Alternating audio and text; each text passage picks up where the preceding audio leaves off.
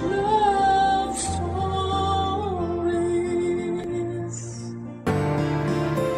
Ang pagkakaroon ng marangal na trabaho ay importante, lalo na kung meron tayong tinataguyod na pamilya. At mahalaga kahit na magkano ang kita natin dito dahil para naman yon sa kanila. Ikaw kabarangay, meron ka bang inspirasyon sa buhay para lalong magsikap sa iyong pagtatrabaho?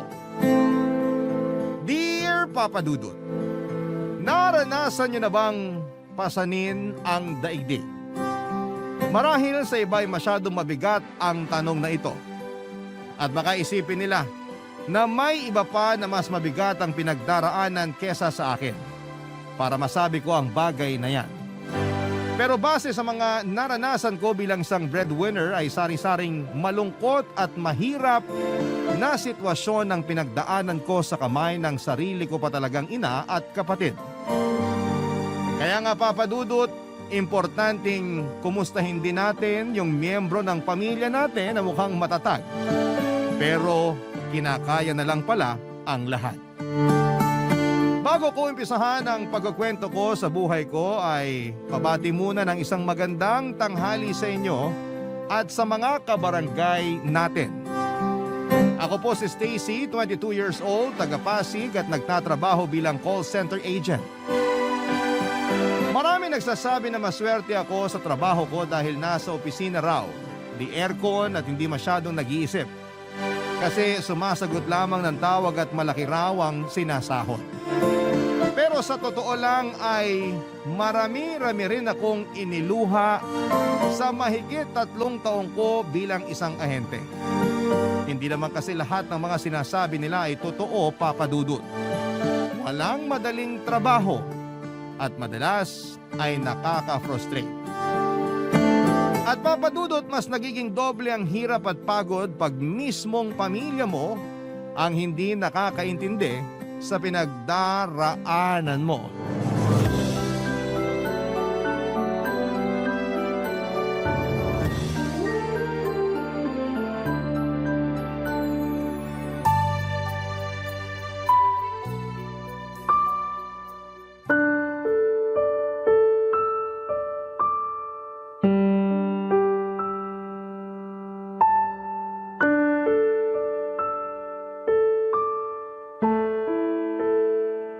Stacy! Stacy, nak! Gising! Nay, bakit po? Anong bakit po? Siyempre may kailangan ako sa'yo kaya kita ginigising. Pero parang katutulog ko lang kanina tapos ginising niyo na ako agad. May hirapan na naman ako nitong makatulog eh. Eh di magpatugtog ka na lang o kaya makinig ka nung ASMR ba yun para mabilis kang makatulog. Dami mo pang sinasabi dyan, akala mo naman krimen ang paggising sa'yo. Pagod lang po ako sa trabaho, Nay. Sana maintindihan niyo. Pagod din ako sa mga gawain dito sa bahay. Pero hindi ako nagreklamo sa inyo magkakapatid tungkol sa bagay na yon. Alam mo kung bakit? Kasi responsibilidad ko yon bilang nanay nyo. Tungkulin ko yon bilang ilaw ng tahanan. Tapos ikaw akala mo kung sino ka makapagsabi ng pagod? Natural, wala namang trabaho na pasarap lang eh. Ultimong mga boss na papagod din, oy. Hirap namang magsabi ng feeling sa inyo, Nay. Dami niyo na agad sinasabi. Ako nga, tigil-tigilan mo sa ganyang mga sagutan mo, Stacy. Huwag mo rin ako niyayabangan porke ikaw ang nagtatrabaho sa pamilyang to. Saan naman po nanggaling yung niyayabangan? Wala po akong ginagawa sa inyo. Basta. Yun ang pakiramdam ko at bilang isang nanay, ang sakit sa kalooban na walang respeto sa akin yung anak ko. Ano po ba kasi yung kailangan nyo para matapos na tayo? Ano kasi, nak? Hingin ko lang sana yung perang pang tuition ng kapatid mo ngayong pasukan. Saka kung pwede, dagdagan mo naman yung allowance nila kasi kinukulang ako sa pagbabudget. Po? Ngayon na po ba yung enrollment ni Cyrus? Nak, ikaw nang bahala sa mga kapatid mo kasi ikaw lang naman ang may trabaho sa atin. Pero Nay, kulang pa po yung pera ko rito. Sa makalawa pa yung sweldo namin eh. Ha? Wala ka bang naitatabi dyan? Sinabi ko naman sa'yo na ngayong araw yung enrollment ng kapatid mo. Paano na yan? Sinabi niyo po ba? Hindi ko kasi natandaan. Ako tong nasa 40 na pero mukhang ikaw tong mas ulyanin sa ating dalawa. Pasensya na po kayo. Marami lang po akong iniisip tapos pagod pa ako madalas sa shift ko. Kaya medyo nagiging makakalimutin ako. Wala akong pakialam. Gawa mo ng paraan yung pang-tuition ng kapatid mo kasi tsak mag-aalburuto yon pag sinabi kong wala kang pera. May naitabi pa naman po yata ako rito. Teka, kunin ko lang po. Sabi na meron yan eh. Ikaw pa ba? Imposibleng mawalan ka. Pang emergency fund po to, Nay. Hindi ko nga po to dapat gagalawin kung hindi lang kailangan. Para naman yun sa kapatid mo ah. Sakaanin mo yung pang-emergency fund mo wala namang emergency. Ikaw talaga kung ano-ano yung pinagsasasabi mo. Akin na yan, dali. Akin na. Ito po, Nay. Okay na po ba yan? Kasama na ba rito yung sa allowance nila? Hindi pa naman po pasukan na. Enrollment pa lang. Kahit na, malapit na rin naman. Pagkatapos nito, bibilang ka lang ng 2 linggo, pasukan na. Baka po kasi magastos nyo lang kapag binigay ko agad sa inyo. Sinasabi mo bang gastador ako? Hindi naman po sa ganun, Nay. Nakakasakit ka ng loob, Stacy. Kung magsalita ka dyan, akala mo di mo ako nanay? Baka nakakalimutan mo ako nagluwal sa'yo sa mundo. Kung alam ko lang na ganyan ka sumagot-sagot, sana sinakal ko na lang yung pusod mo sa'yo. Papa Dudut, 18 anyos ako nang makapasok bilang call center agent. Yun din ang edad nang mamatay ang tatay namin. Biglaan yon at hindi namin inaasahan, lalo pa siya ang may trabaho sa pamilya. Paminsan-minsan ay tinutulungan siya ni nanay sa pamamagitan ng pagtitinda ng frozen goods na pang-ulam, pero madalas palugi at hindi tumutubo ang negosyo ng nanay ko. Magastos kasi siya at walang tiyaga, kaya naman pinatigil na siya ni tatay sa pagtitinda noong nabubuhay pa ito. Abonado pa kasi si tatay sa mga panindang hindi nababayaran ni nanay sa kinukunan nito. Hindi mayaman ang pamilya namin, Papa Dudut, pero proud ako na lahat kami ay nag-aaral noon kasama pa namin si tatay. Pero nung nawala siya ay tuluyang napilay ang pamilya namin. Kaya ako na ang nagkusang bumitaw sa pangarap kong makapagtapos ng pag-aaral, Papa Dudut. 2 buwan pagkatapos ilibing ni tatay ay nag-apply na ako ng trabaho. Pahirapan pa yon dahil kasagsagan pa ng pandemic, pero nagtiyaga ako hanggang sa may nagaya sa akin na mag-call center agent. Natatandaan ko na umalis ako noon ng bahay na kapilang ang laman ng sikmura, kaya medyo nahihilo ako bago sumabak sa interview. Pero ginawa ko pa rin ang lahat ng makakaya. Kaya naman, nakapasa. Natapos ko rin ang training at naging regular at doon na nagsimula ang pakikipagsapalaran ko bilang isang agent. Unang schedule ko pa lamang ay medyo sinubukan na ang tatag ng katawan ko nang ilagay ako sa graveyard shift. Naging pang-umaga rin naman ako, pero lagi pa rin ako napupunta sa panggabing schedule hanggang sa kusa na lamang nakapag-adjust ang katawan ko. Papa Dudut, masaya ako kasi kumikita na ako ng pera na siyang pinangtutustos ko sa pag-aaral at pambaon ng 3 ko pang nakababatang kapatid. Pero sadyang ang hirap lang mag-budget. Lalo pa at maluho ang nanay ko at ang kapatid ko na sumunod sa akin na si Cyrus.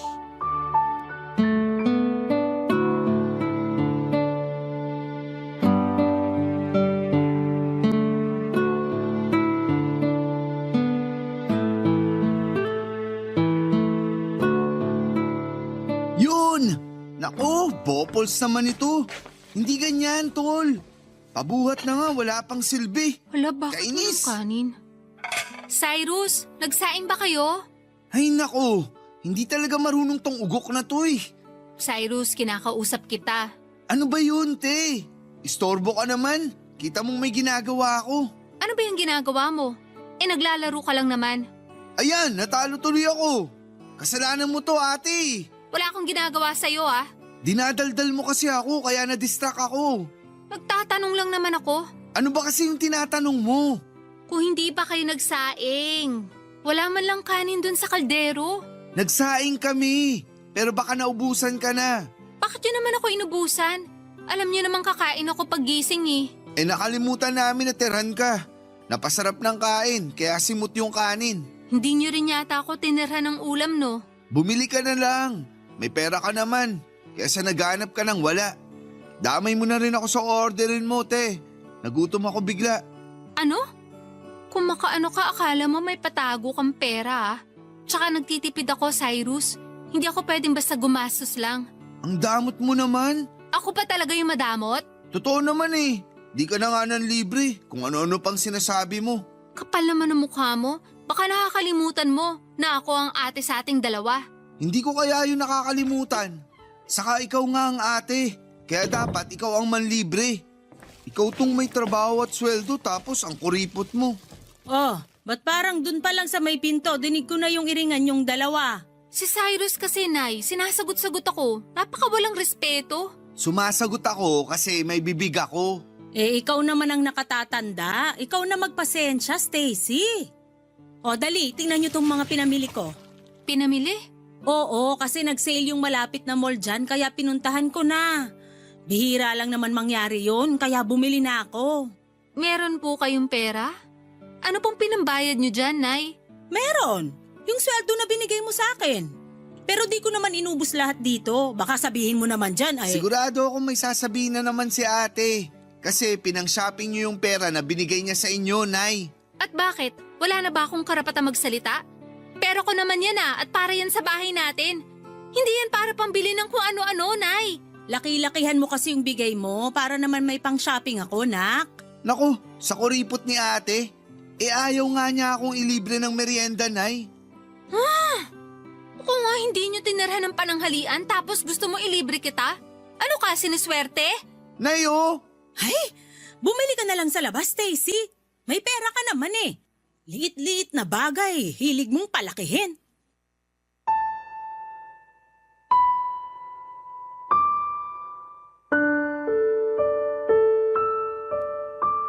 Papa Dudut, higit kanino man, sila ang madalas kong pinagsasabihan ng mga hinaing ko sa trabaho kaya umasa ako na naiintindihan nila ako.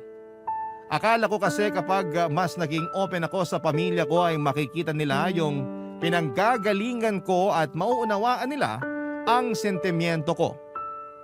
Pero nagkamali ako kasi noong araw na yon pakiramdam ko ay hindi nila ako naiintindihan. Yung nararamdaman ko ay hindi na lang simpleng tampo. Dahil lang di nila ako tinirahan ng pagkain. Higit sa dahilan na yon kung bakit ako nagdaramdam. Nagkapatong-patong na yung mga sama ng loob ko, Papa Dudut. Nakakalungkot na madalas sila pa ang dahilan kung bakit ako nahihirapan. Kahit kasi ayokong dalhin sa trabaho yung tampo ko sa kanila ay hindi ko pa rin maiwasan. Tapos naapektuhan noon ang performance ko. Kaya nga may mga pagkakataon na nasasabon ako ng team leader ko. Pero lagi naman akong bumabawi at nagsisikap na magawa ng maayos ang trabaho ko. Minsan naman, Papa Dudut, ay sumasabay yung nakakausap kong mga kliyente na siya namang sumisira ng araw ko. Simula kasi nang maging call center agent ako ay naranasan kong mainsulto ng husto. Mamura at mapagsalitaan ng masasama na akala mo'y kasalanan ko kung bakit hindi maganda ang karanasan nila sa serbisyong kinuha nila. May iilan din naman na maayos kausap pero karamihan ay akala mo ay nabili nila pati ang kaluluwa mo. Sila pa yung mga mabababa ang tingin sa mga tulad namin na nagtatrabaho. Barangay Love Stories. Barangay Love Stories. Kahit na nagtatrabaho na ako ng mga panahong yun at kumikita ng pera ay gusto ko pa rin makapagtapos ng pag-aaral. Gusto ko kasing maging teacher pero alam kong kailangan kong isantabi ang pangarap na yon. Dahil ang sabi ng nanay ko ay unahin ko munang pagtapusin sa kolehiyo ang kapatid kong si Cyrus. Pumayag na lamang ako kahit na may tampo ako kasi halata namang paborito ni nanay ang kapatid kong yon. Palibhas ay gwapo si Cyrus at madalas laman ang mga pageant simula elementary hanggang senior high school. Siyempre kasama si nanay sa kasikatan ng kapatid ko sa lugar namin dahil lagi siya nitong buntot sa tuwing may sinasalihan si Cyrus sa eskwelahan man o sa barangay namin, Papa Dudut. Masaya naman ako sa mga achievement ng kapatid ko kaya buwang tiwala ko na pagbubutihin niya ang pag-aaral. Kasi kung loloobin siya yung unang makakapagtapos ng kolehiyo sa pamilya namin. Alam ko na kahit nawala na si tatay, proud pa rin siyang papalakpak sa langit para kay Cyrus. Kaya nga bilang ate niya ay ginawa ko talaga ang lahat para maibigay lang ang pangangailangan niya.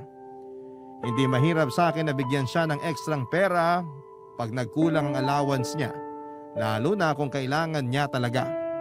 Sinabi ko noon sa sarili ko na wala akong hindi kakayaning gawin para sa mga kapatid ko, Papa Dudut.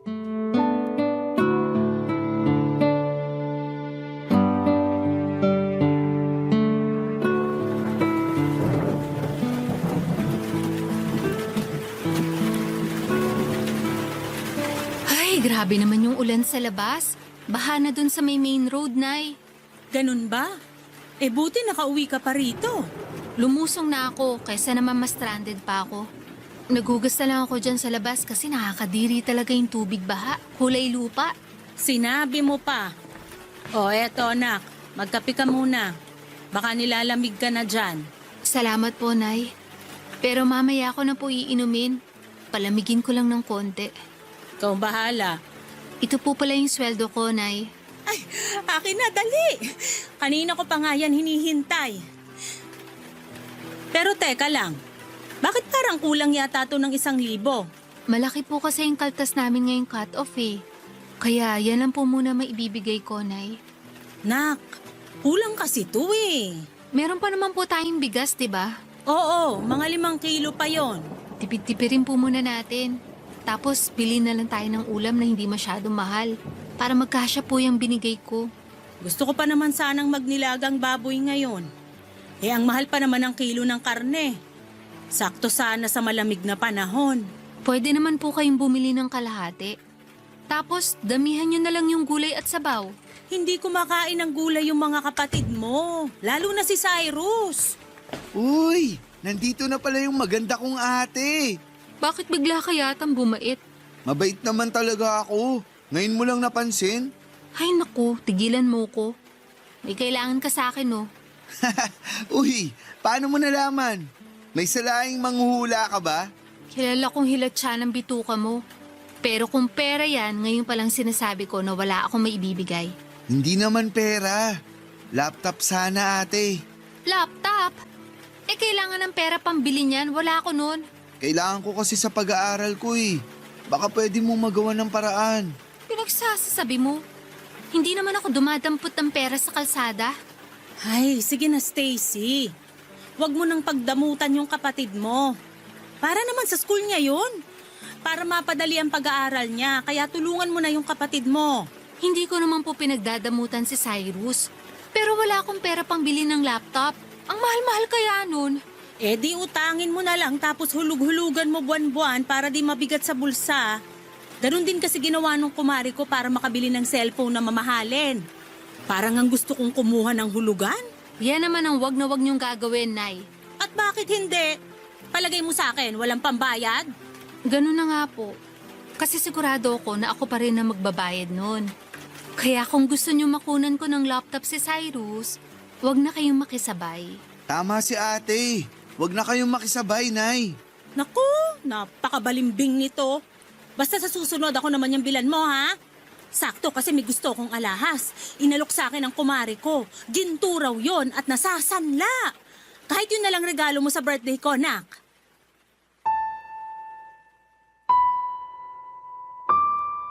Nang mga panahong yon ay 1 taon pa lang ako nagtatrabaho bilang call center agent.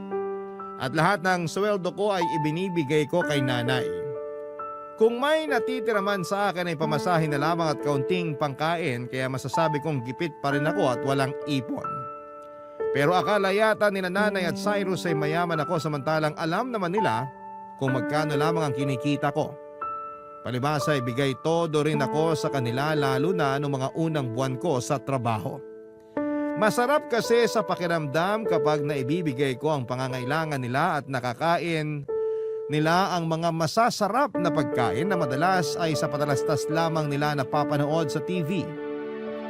Papa Dudut, hindi po ako nagreklamo na ibigay sa kanila halos buong sahod ko buwan-buwan. Pero maliit na bagay lang naman ang hinihingi ko sa kanila. Yon ay ang pangunawa nila sa tuwing wala akong maiaabot na pera. Pero kahit yun lang ay hindi maibigay sa akin ng nanay at kapatid ko. Madalas ay silang dahilan kung bakit nahihirapan ang kalooban ko.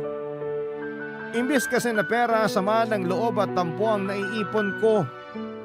At hindi pa talaga nakontento ang kapatid kong si Cyrus sa pagpapasama ng loob ko dahil nilubos-lubos pa niya Papa Dudut.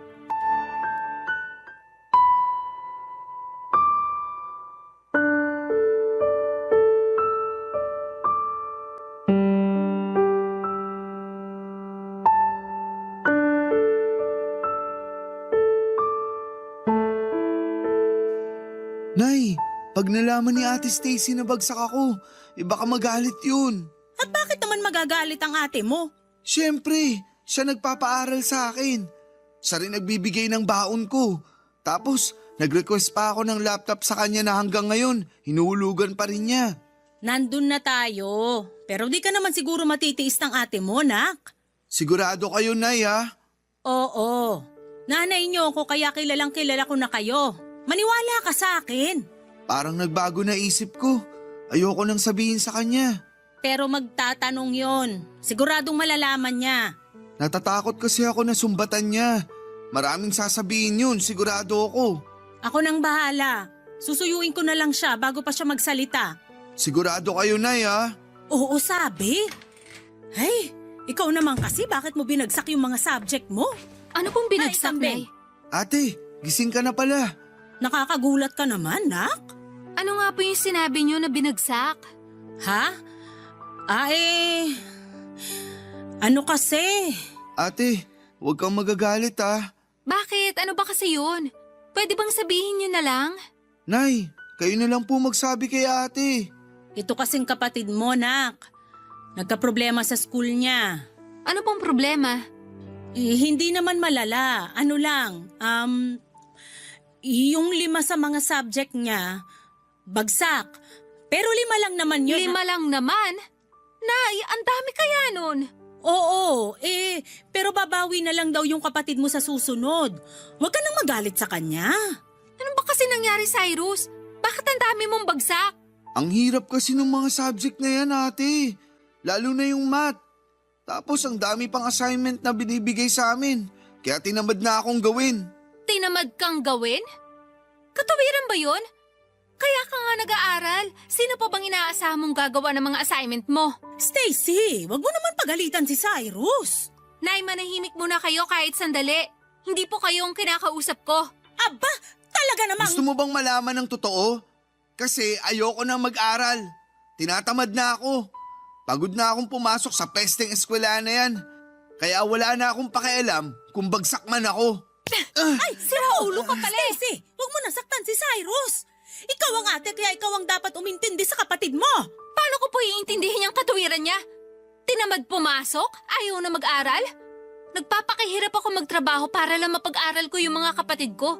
Lahat ang kailangan nila binibigay ko sa abot na makakaya ko tapos ganito lang ang igaganti nila sa akin?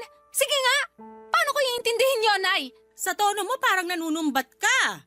Tama ba yan? Porke ikaw itong may trabaho at kumikita, akala mo kung sino ka na? Wala na bang karapatang manumbat? Kayo na ang may sabi.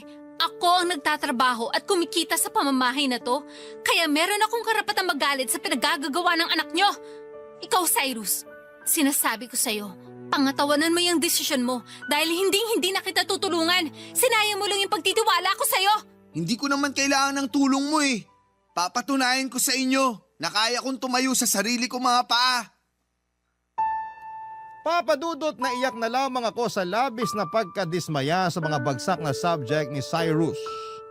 At mas nadagdagan lang ang inis at sama ng loob ko sa kanya dahil sa mga baluktot niyang katuwiran na pilit tinutuwid ni nanay ng kampihan niya at konsintihin ang kapatid ko. Saan ka naman nakakita ng magulang na mas naggalit pa sa anak na nagpapaaral kesa sa anak niyang tinamad na mag-aral? Tanging nanay ko lang yata ang ganon kaya pati sa kanya ay naiinis na rin ako. Bukod doon, Papa Dudut ay sinabihan niya pa akong nanunumbat. Kung tutuusin may karapatan naman talaga akong manumbat dahil pinagtrabahuhan ko ang perang pinang-aaral at pinangbabaon ng kapatid ko. Pero ang mas nangibabaw na pakiramdam ko ng mga oras na yon ay ang lungkot, Papa Dudut. Pakiwari ko ay wala kong boses sa pamilya namin. Yun bang wala kong karapatang magsabi ng opinyon dahil sila pa rin ang masusunod. Pakiramdam ko ay nag-iisa lamang ako sa pamamahay namin at walang gustong makinig sa saloobin ko. Na walang halaga ang nararamdaman ko sa mga taong importante sa akin. At kaya ganun lang nila ako pakitunguhan kasi alam nilang hindi ko sila kayang tiisin. Totoo naman dahil may sa pusong mamon ako. Mana ako sa tatay ko Kaya alam nila na hindi ako magtatanim ng galit sa kanila at babalik din kami sa dati. Na para bang walang nangyari kahit na masama ang loob ko. Barangay Love Stories. Barangay Love Stories. Papa Dudut, nagpatuloy ang iringan namin sa bahay dahil sa pagkampi ni nanay kay Cyrus at pagkonsente sa kapabayaan nito sa pag-aaral. Ilang beses niyang sinabi sa akin na ako ang nakatatanda kaya dapat ay mas iniintindi ko ang nakababata kong kapatid. Pero nagmatigas ako dahil masama ang loob ko na hindi naman pala pinahalagahan ni Cyrus ang paghihirap ko para lang mapaaral siya. At mas lalo akong nadismaya sa kapatid kong yon nang tuluyan na siyang huminto sa pagpasok niya sa eskwelahan. Ni hindi na niya nagawang tapusin ang senior high school niya kaya naggalit ako sa kanya. Sa kabila ng lahat ay alam kong hindi ko pa rin siya mapipilit na gawin ang bagay na ayaw niyang gawin. Kaya naman hinayaan ko na lamang siya sa kagustuhan niya at yun nga ay ang magtrabaho para kumita na ng pera. Sa isip ko ay hindi lang naman siya ang kapatid ko. Meron pa akong 2 nakababatang kapatid na pwede kong tulungang makapagtapos ng pag-aaral, Papa Dudut. Nagpatuloy ako sa pagtatrabaho kahit na nagkakasakit na rin ako dahil sa sobrang stress. Wala rin naman akong masyadong inaasahang tulong kay Cyrus dahil kahit na pareho na kaming nagtatrabaho, alam kong mas unahin niyang tulungan ang sarili niya kesa sa akin at sa pamilya namin. Hindi nga ako nagkamali dahil sa bisyo lang tulad ng alak at yosi na pupunta ang mga sinasahod niya. Ni hindi nga niya maabutan ng kahit magkano itong sinanay kaya ako ang madalas nitong hinihingan, lalo na sa panluho nito. Hindi rin nag-aambag ng pambili ng bigas at ulam ang magaling kong kapatid. Tapos, siya pa yung malakas kumain sa bahay namin. Madalas din siyang masisante sa kanyang trabaho dahil sa katamaran at pagmamarunong. Pakiramdam ko ng panahong yon ay malapit na akong mapanod sa stress dahil sa kapatid ko. At hindi pa talaga siya nakontento nung sinagad na niya ng tuluyan ang pagkagigil ko sa kanya, Papa Dudut.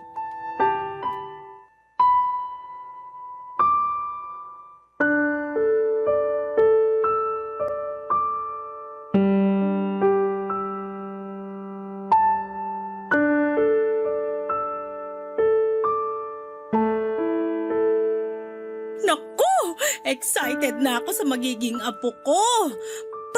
Proud talaga ako sa'yo, nak. Kasi ikaw ang unang magbibigay ng apo sa akin.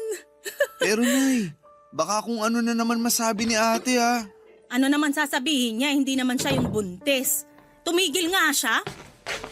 Nandito na po ako. Grabe yung nangyari dun sa nasakyan kong UV Express. Ay, sandali. Binilan mo ba ako ng masarap na tinapay na pinasalubong mo sa amin nung nakaraan? Ay naku, nakalimutan ko po, Nay. Nako, sa dami naman ang kakalimutan mo yung patalaga. Nung nakaraang araw, wala ka ring dala. Tapos pati ba naman ngayon? At talagang mas concerned pa kayo sa tinapay na yon kaysa sa sarili niyong anak, Nay? O bakit? Wala naman nangyari sa'yo ah. Ibang klase talaga kayo. Minsan naiisip ko kung mahal niyo ba talaga ako kasi anak niyo ko o dahil lang may pakinabang ako sa inyo. Ano bang pinagsasasabi mo? Palagay mo sa akin, ganun kasamang ina? Hindi po, pero yun kasi ang pinararamdam niyo sa akin. Mas mahal niyo pa yung anak niyong puro sakit lang ng ulo ang binibigay sa inyo. Nananahimik ako rito ate ha. Totoo naman ang sinasabi ko ah. Bakit, nasaktan ka ba? Kapag di ka pa tumigil dyan, papatulan na talaga kita. Sige, gawin mo. Akala mo hindi ako marunong lumaban, ha? Magtigil na nga kayong dalawa. Si Ate Stacy yung pagsabihan nyo. Nananahimik ako rito, biglang nagpaparinig. Parang tanga. Stacy, tumigil ka na ah. Sige, kampehan nyo na naman yung paborito nyong anak. Sanay naman ako na binabaliwala nyo eh. Eh sanay ka naman pala, bakit nagagalit ka pa? Kasi ang unfair nyo. Anak nyo rin naman ako pero kontratuhin nyo ako para lang akong gatasan dito. Mabait lang kayo sa akin kapag may naibibigay akong pera sa inyo eh. Pero pag wala, hindi nyo na ako nire-respeto. Sabihin nyo nga, ampun nyo ba ako? Kasi kung oo, baka maintindihan ko ba kung bakit ganyan ang ugali nyo sa akin? Pinagsasasabi mo dyan. Walang ganon. Anak kita, sa akin ka nang galing.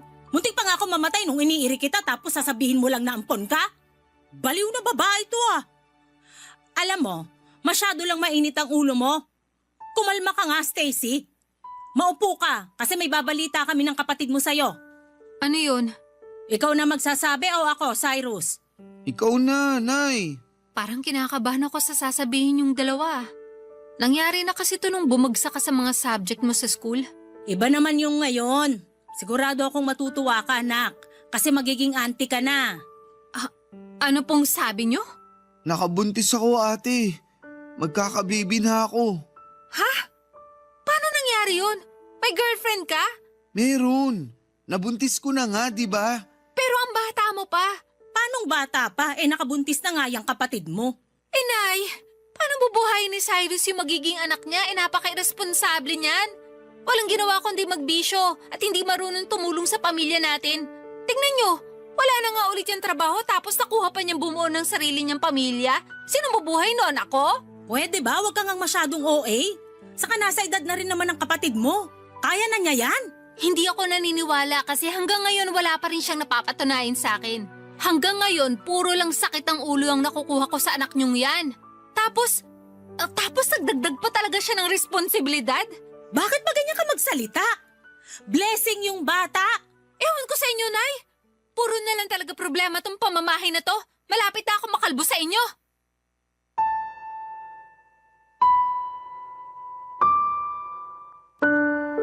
Papadudot, paanong magiging biyaya ang isang bata kung wala ka namang kakayahang buhayin ito? Siguro kung sa iba ay blessing ang magkaroon ng anak pero para sa mismong bata ay sumpa sa kanya na isilang sa pamilya na pababayaan lamang siyang magutom at magkasakit. Nasabi ko yon dahil alam kong wala pang kakayahan si Cyrus na maging responsableng tatay. At nakikinita ko na magiging kargo ko ang dinadala ng babaeng nabuntis niya pagdating ng panahon. Wala rin akong naasahang pagkampi mula kay nanay dahil masaya siya sa pagdating ng apo niya. Masaya rin naman ako pero pagod na ako ng mga panahong yon. Kaya nga napuno na ako. Alam ko na hindi solusyon ang pagtakas sa kahit na anong problema pero paano kung pamilya mo mismo ang problema mo? Kaya kesa tuluyan akong masiraan ng ulo ay naisip kong umalis na muna sa bahay namin at mag-solo. Matagal-tagal ko na rin kasing pinag-iisipan na bumukod para naman magkaroon ako ng sariling espasyo kung saan ay pwede kong umiyak at huminga ng hindi nila hinuhusgahan. Pero walang-wala ako ng mga panahong yon, papadudot, kaya humingi ako ng tulong sa kaibigan ko na kasama ko sa trabaho. Buti na lamang at to the rescue siya sa akin dahil alam din niya ang pinagdaraanan ko. Pinatuloy niya ako sa nirerentahan niyang apartment since mag-isa lamang siyang nakatira doon. Nakihati na lamang ako sa pagbabayad ng renta at sa iba pang mga gastusin. Isang buwan ko ring hindi pinaalam sa pamilya ko kung nasaan ako. Nagkataon din kasi na nalipat sa Quezon City yung trabaho ko kaya hindi talaga nila ako nahanap. Pero ako na rin ang unang kumausap sa mga nakababata kong kapatid para makapagpadala ng allowance nila sa school. Kung tatanungin ninyo ako kung ano ang nararamdaman ko na mga panahong yon, ay magkahalong lungkot at tampo pero mas nangingibabaw ang galit. Kaya nga natiis kong hindi kausapin si Nanay at Cyrus sa loob ng 8 buwan. Hanggang sa sila na mismo ang nag-initiate na makipagbati sa akin, Papa Dudut.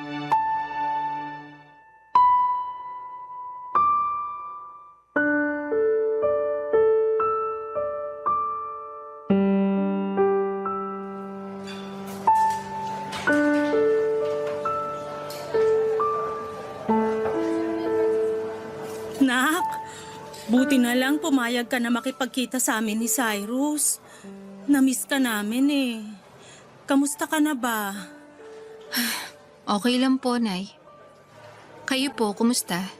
Ito, ang laki ng pagsisisi namin ng kapatid mo kasi huli na nung na-realize namin na mahalaga ka pala sa amin. Nung umalis ka, ibang-iba na yung bahay natin.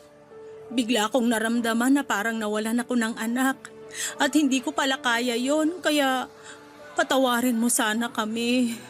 Pasensya na po kayo kung umalis ako sa atin. Kung hindi ko po kasi ginawa yun, baka mabaliw na ako. Alam ko may kasalanan din ako kasi iniwan ko kayo. Sorry po, Nay. Kami yung dapat humingi ng tawad, ate. Kasi kami yung nagtulak sa'yo na umalis sa bahay para iwanan kami. Ako sa totoo lang, hiyang-hiya talaga ako sa'yo. Hindi ko alam kung paano ka haharapin ngayon pero nilakasan ko na lang yung loob ko. Kasi gabi-gabi akong kinakain ng konsensya ko. Sabi ko sa sarili ko, gusto kong humingi ng tawad sa'yo. Pero di mo na responsibilidad na patawarin ako dahil sa mga kasalanan ko sa'yo. Ako rin, Nak. Marami kaming natutunan nung nawala ka sa bahay. Naalala kong maging nanay sa mga kapatid mo nung umalis ka. Dapat kasi hindi ko yung kinalimutan nung nawala ang tatay niyo. Dapat di ko pinasa sa'yo yung responsibilidad na yun para di ka nahirapan at nagsakripisyo. Naisip ko baka magalit sa akin ang tatay mo pag nagkita kami sa kabilang buhay kasi pinabayaan kita, Nak. Pinabayaan ko yung panganay namin. Nay, wag na po kayong umiyak. Sorry, Nak. Maiintindihan ko kung di mo ako kagad mapapatawad. Pero sana wag mo pa rin kalimutan na may nanay ka. Miss na miss ka na namin sa bahay. Miss na kita. Totoo yung sinabi ni nanay, ate. Lagi kang hinahanap ng mga kapatid natin sa amin. At tinatanong nila kung kailan ka raw uuwi. At kapag hinahanap ka nila sa akin, nalulungkot ako kasi di namin alam kung saan ka hahanapin. Ay, miss ka na namin. Marami ring nangyari na nakakalungkot. Pero masasabi ko na nagturo yun ang pinakamalaking aral sa buhay ko. Anong ibig mong sabihin? Ano nangyari? Namatay ang baby ko. Premature siya nung pinanganak tapos di na rin niya nakayanan. Kaya bumigay na yung katawan niya. 5 oras lang namin siyang nakasama bago niya kami iniwan. Pasensya ka na, Cyrus, ha? Kung alam ko lang sana nadamayan kita. Okay lang yun kasi kinaya ko naman. Pero mas kakayanin ko kung kasama ko kayo na pamilya ko. Pangako, hindi na ako mawawala. Nandito na ulit ako. Hindi ko na kayo iiwan. Nandito na uli si ate. Salamat, ate. Salamat talaga. Pangako rin, tutulungan na kita sa pagtataguyod ng pamilya natin. Hindi ka na mag-iisa kasi kasama mo na ako. Magsisikap ako para umasenso tayo. Ako rin tutulong sa inyo. Kasi mas maganang isang trabaho kung marami tayong gumagawa. Saka pamilya tayo. Dapat lang na nagtutulungan tayo. Pasensya ka na, Nak. Kung ngayon lang namin na-realize tong bagay na to, ha? Sana hindi pa huli ang lahat para magbago kami at patunayan na nagsisisi na kami sa mga kasalanan namin sa'yo. Hindi pa naman po huli ang lahat eh. Tungkol naman po sa mga kasalanan nyo, kalimutan na natin yun kasi nakaraan na yun. Kayo na ang nagsabi, pamilya tayo. At ang alam ko sa isang pamilya, bukod sa nagmamahalan, nagkakapatawaran din. Kaya pinapatawad ko na po kayo.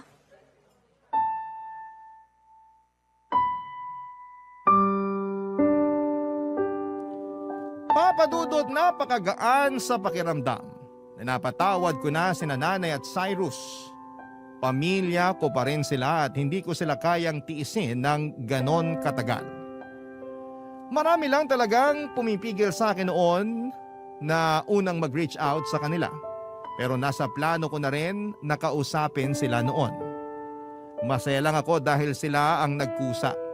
Mas lalo kong na-appreciate ang ginawa nila. At bagaman may malungkot silang binalita sa akin, alam kong mas makakaya naming harapin ang bawat pagsubok sa buhay namin ng sama-sama. Pamilya, Papa Dudut, ang takbuhan natin sa oras ng kagipitan at pangangailangan. Kaya nga dapat maging kakampi natin ang isa't isa. Sa mga magulang ay dapat magmumula ang pagbubuklod-buklod ng bawat miyembro at hindi ang pagkawatak-watak. Yun ang mga natutunan kong aral mula sa mga naranasan ko sa buhay. At yun din ang gusto kong ibahagi sa mga kabarangay natin ngayong araw. Bukod doon ay natutunan ko rin po ang tamang pagtulong. Yun bang hindi mo kailangang ibigay ang lahat kung ikaw lang din ang mawawalan sa dulo. Kaya nga may kasabihan na you cannot give what you don't have. Okay lang mapagod at magpahinga at unahin ang sarili para lalo kang mas makatulong sa iba.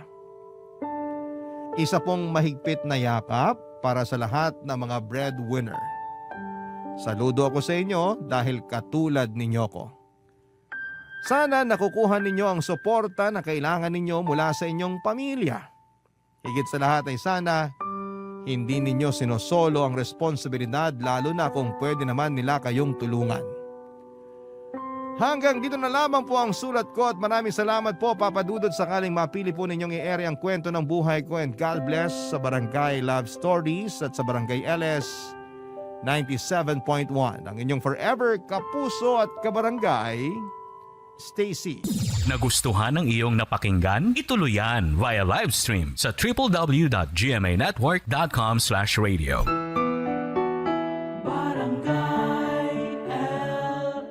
In Mega Manila, 97.1. Forever.